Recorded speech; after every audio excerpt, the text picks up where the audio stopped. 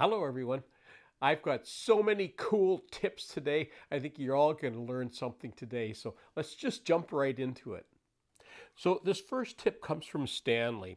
And Stanley says if you're making mortise and tenons, and sometimes your tenons are a little bit narrow for the mortise, and what Stanley's suggestion is to get some shavings, use one of your planes and get some shavings and glue that on there. Now, I don't do this anymore. As many of you already know, I switched to this Dowel Max years ago so that I don't have to do little bits like this. But when I did make mortise and tenon joints like this, I did exactly the same thing. And what I found is when you do this, make sure your strips are very thin, and when you glue them on there, make sure they're nice and tight to the wood. But here's what happens. Don't make them thick, because when you put glue on there, the glue and the wood, all of that swells a little bit, and if you put a snug fit when it's dry, it'll be way too tight when you try and fit it in after it's dry. So just do thin strips and even go lightly on the glue, because it just barely has to hold on to there. But that's a good tip, Stanley, and that's a good way of getting a nice snug fit on your mortise and tenon joints.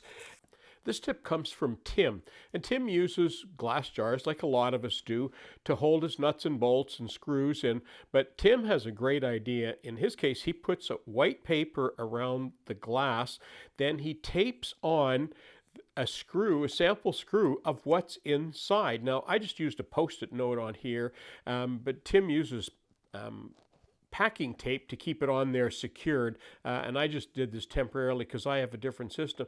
But you know what I did? I added the size of the screw on here, because sometimes it's nice to know, without having to measure every one with the tape each time, what size screw is in there. So that's a really good tip, Tim. And while we're on the packing tape, let me go to the packing tape. So this tip is from Jason from California. And you know, packing tape has become almost a necessity in the workshop. Certainly it has for me. And Jason says that packing tape, because it's plastic, it's hard to tear and to rip. So what you really need to do, at some point, you need to either score it with a knife or nick it with scissors in order to get pieces off. And I always, whenever I do that, I always wrap one end around so I can find it. But he says because of that, you need two hands often to get a piece of tape. So he's suggesting using a zip tie to hold your roll of packing tape, and you can put that on a nail or whatever it is, so that you can then pull it off and do the cutting, trimming, whatever you need. Now, look, what I've done with mine, because I use packing tape so often, I actually went out and purchased, and they're not expensive. I think it was like $10 or something. In fact, I think I may have even got this used somewhere at a garage sale or something, but I use this all the time, and that's where I keep packing tape, because I use enough of it that it's worth doing. But you know, the other thing that I do is I use this tuck tape. This is super strong, holds forever, and for certain applications I use this. But look, what I've learned from this is that I have these things called bead-all, and they come in a package. I'm not even sure where I got them, but they're temporary holders. They're like a sort of a releasable zip tie, and by the way, you can purchase zip ties now that are releasable. This one here isn't. Once it's put in there, you have to cut it off, but you can purchase them that are releasable. But this is the same kind of thing, and in this case, you can run it through.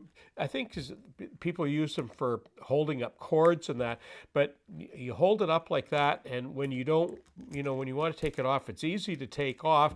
They're nice bright yellow, so they stand out, and I use that. And this is a new application for me, using Jason's idea, but now on my tuck tape, so that I can do the same thing with it, because I don't have two holders for these. Now, this next tip comes from Tom, and Tom is using a push stick just like this. good for you, Tom, for doing that, because these are the safest push blocks that you can use for your table saw. I highly, highly recommend them. Now, one of the issues with these is if you cut the end here a little bit close, sometimes when you're pushing through, you might nick a saw, and you can actually wear this off over time, and then you have to make a new one. What Tom's idea is, he's using a little piece of plastic on the end of his and just attaching it with a screw. Now, mine is very thin. I'm using, it's less than 3/8 plywood here. That's what I use for my push blocks, and that works fine for me. His looks like it's quite a bit thicker. He's probably using 3/4 inch. And you know what? It looks like the material he's using is the same thing I use for when I'm making jigs for the table saw and I need something to fit in the miter slot. I just cut my own plastic, and it looks like he's got a little offcut from that. And that, of course, would work perfect at the end of a push block, because if you trim this or cut this with the saw, you can just replace this little bit here. So that's a good tip, but it shows me some other things. It gives me an opportunity to talk more about push blocks. So these are extremely important that you have this kind of situation, because this is what holds the wood down when you're pushing it through the saw, and you have very good control. So I'm very, very strong on using push blocks similar to this. So what I have here is a 1/4 inch collet for a router and a 1/2 inch collet for a router. And in front of them are dowel finders, what we call dowel finders. And if you're not familiar with those, if you've drilled a hole, maybe you're going to use, for example, a 1/2 inch dowel, and you've drilled a hole somewhere and you want to find out where the matching part of that hole should be in another piece of wood. So you bring the other piece of wood up, it makes a little indentation, just like that, and then you can use that as the center point to drill the next hole, so you get matching holes. And so with Lee's suggestion now, we can use either a 1/2 inch dowel finder or a 1/4 inch dowel finder, depending on the router that you have.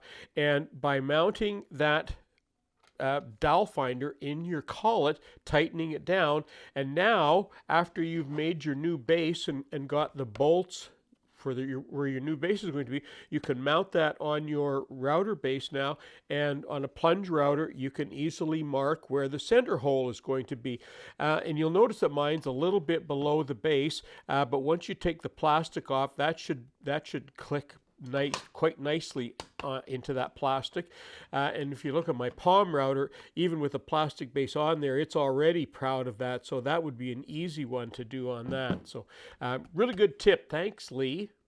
Now, before I go today, I want to remind you, if you haven't already subscribed, I invite you to do that, because I've got a special video coming up at the end of January or early February, so 3 or 4 weeks from now. I don't have an exact date on it yet.